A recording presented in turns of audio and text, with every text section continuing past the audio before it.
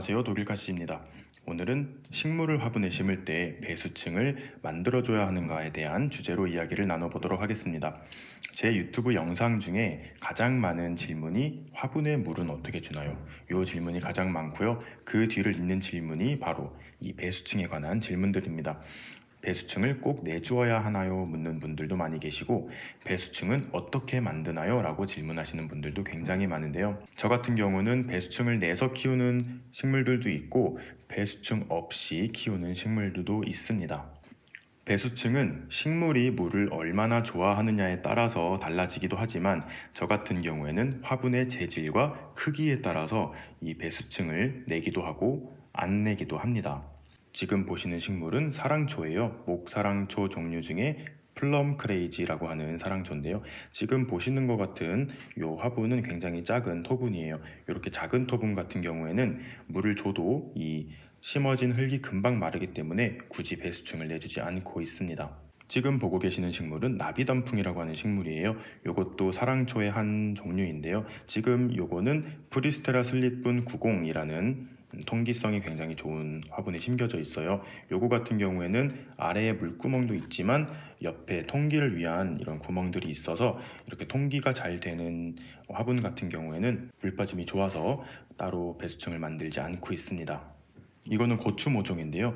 요 화분 같은 경우에도 이 턱이 조금 있어서 물 빠짐이 용이하기 때문에 화분은 조금 커 보이지만 배수층을 따로 내지 않고 키우고 있어요. 이거는 제가 키우고 있는 커피나무인데요. 요거는 지금 보시는 것처럼 윗지름이 14cm 되는 이태리 토분에 심어져 있습니다.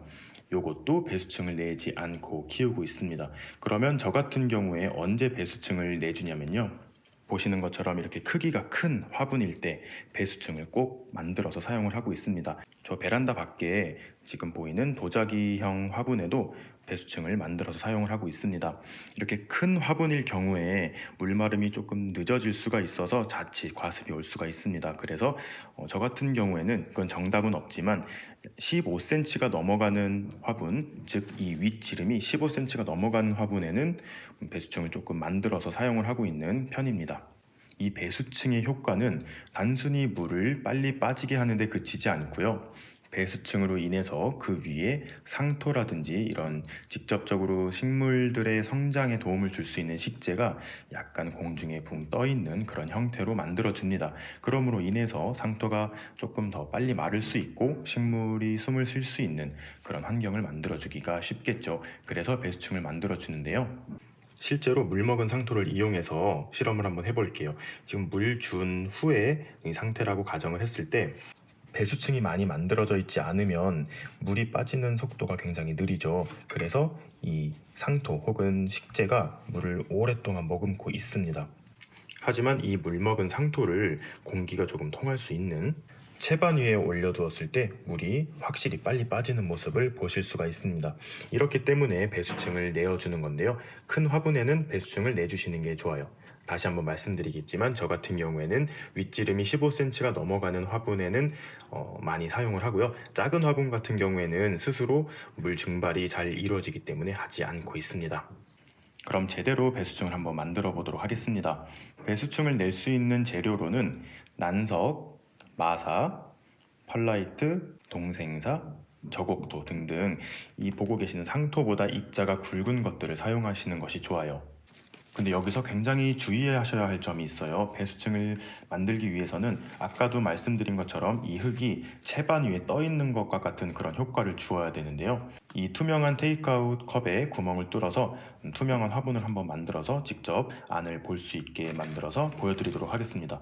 많은 분들께서 난석을 조금 까시고 그 위에 상토를 얹고 배수층이 다 완성됐다 이렇게 생각하시는 분들이 많으신데요. 제가 실제로 해보도록 하겠습니다.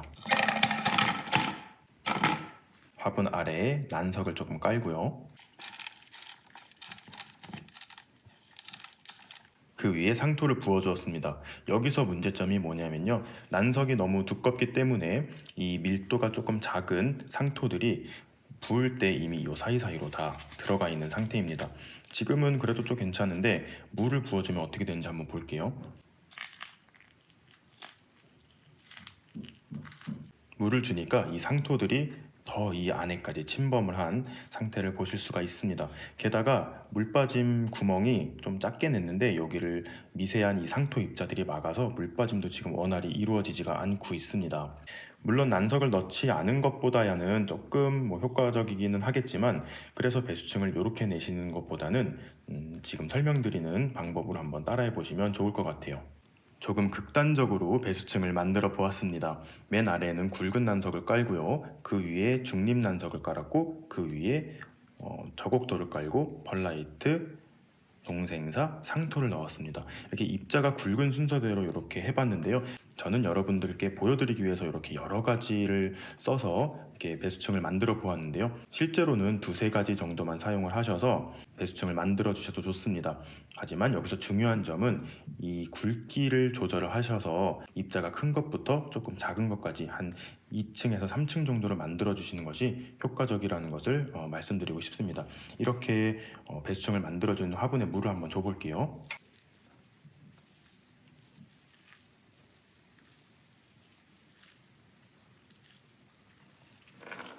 물이 굉장히 빨리 빠지죠. 그리고 맨 위에 미세한 상토가 요 밑에 있는 배수층들 사이사이로 내려가지를 못하고 있습니다. 이거는 정수기의 효과와 굉장히 비슷한데요. 이렇게 식재의 굵기에 따라서 층을 조금 내주신다면 물도 굉장히 잘 빠지고 아래쪽에는 공기층도 조금 만들어줄 수 있어서 이 위에 상토가 과습하지 않고 금방 마르고 식물에게도 굉장히 좋을 것 같습니다. 실제로 이런 배수층이 이 큰 토분에 들어있다고 생각을 해보시면 한 여기까지는 배수층이 들어가는 것 같습니다.